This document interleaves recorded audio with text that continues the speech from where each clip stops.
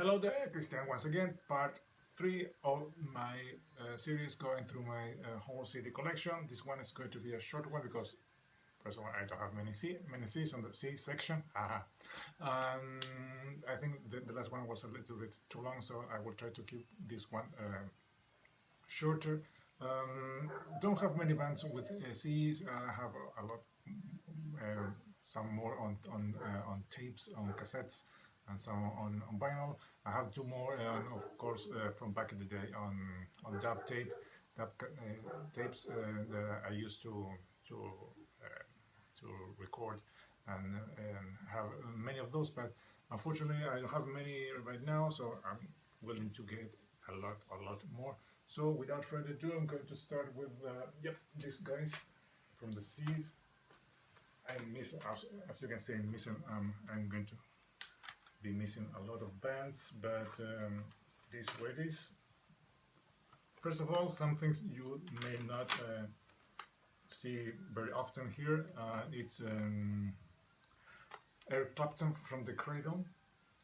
This one I received, I think, as a gift from my brother. I can't remember quite well. Sorry, all clear. These are Eric Clapton doing some old blues songs.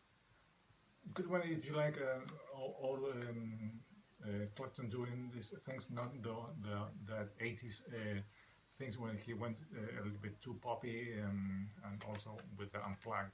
This is a good one, a good company if you like to get it, Eric Clapton from the Cradle.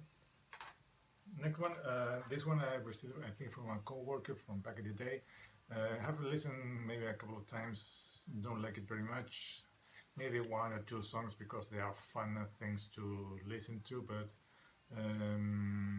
nope, not my type of music. It's Cypress Hill live at the Fillmore. Here we have a couple of songs, Checkmate, and the big song where it is real estate and how I can just kill a man. Those are the big songs and Insane in the Brain, of course. Fun thing to listen, but not very much. Not my type of music. So Cypress Hill live at the Fillmore. Next, one of my favorite bands that fortunately have had the chance to see them. The only time they have been here, I think, in Chile, 2017, I think. 2018, when I can't remember very well, but it's the Cult. Of course, Electric, the big one. I think this one was one of the breakdown when they dropped most of the goth look, and they went for the production of Rick Rubin. Really good one, big songs, and Wildflower, Little Devil. Of course, I love Removal Machine, the big song from this album. Then we have the big album, Sonic Temple. Good one, produced of course by Bob Rock. So there it is, great one. If you don't have this one, this is the one you must go after. Then kind of a disappointment because of those two big albums. This one is not produced. This one is produced by the guy that I think have worked a couple of times with Chip Trick. Is Richie Sito. It's the Cult Ceremony. I think they were sued because of this photo because they took it used it without permission. This is the Cult and Ceremony. Good one, but not as good as the previous two.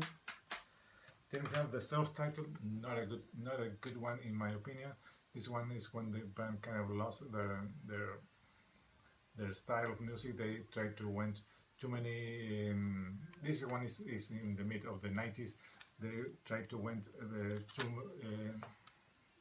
jump in the bandwagon of alternative rock and post grunge and stuff. And you can even see it in the looks of the guy. There is Billy Duffy and Ian Atsbury looking very Gallagher brothers.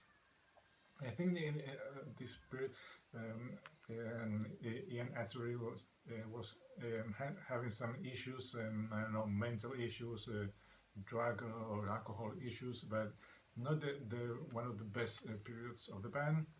A couple of good songs, but I think that this one is at the bottom bottom end of any cult ranking. So the cult self-titled, I think this is 94.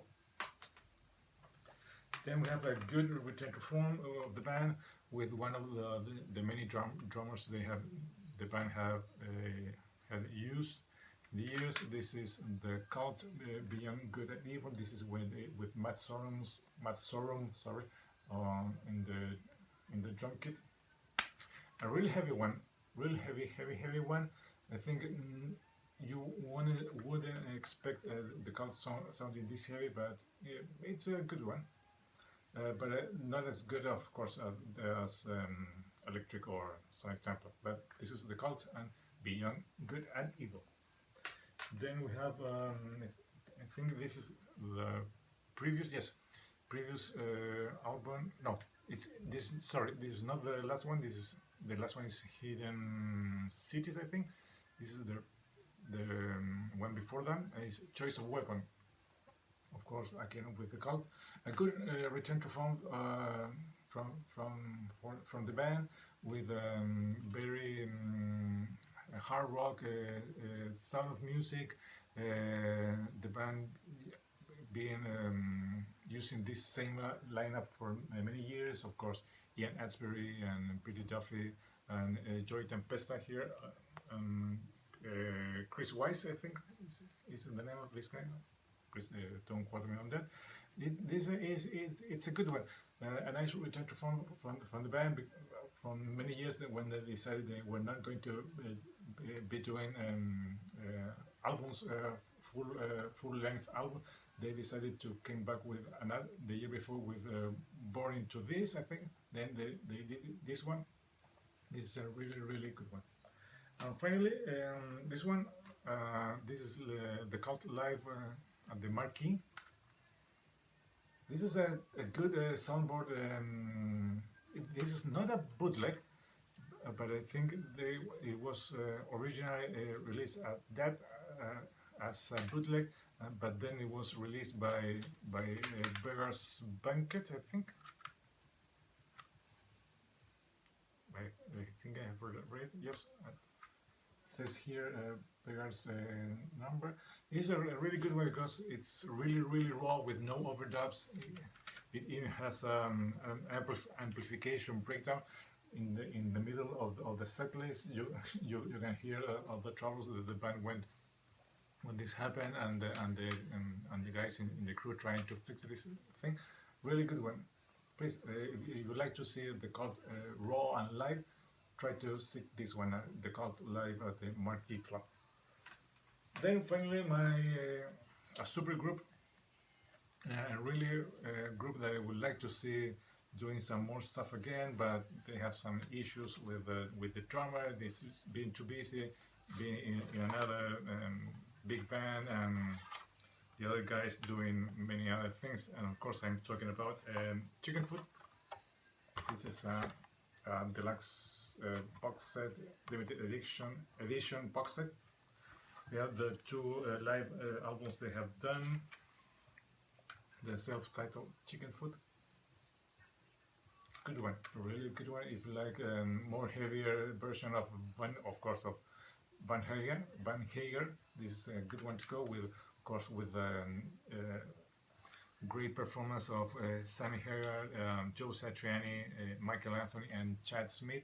Chad Smith, it's the guy that been doing many things, of course, with his band and putting the band into hold. And of course, I have read that Joe Satriani really wants to do another one, but Sammy is kind of reluctant because with Chicken Foot, he only be doing Chicken Foot stuff, and he would like to do another things that he's done with his new band, The Circle, when he can place Montrose, Van Halen, Sammy Hagar, and all the other stuff. Then we have the second album.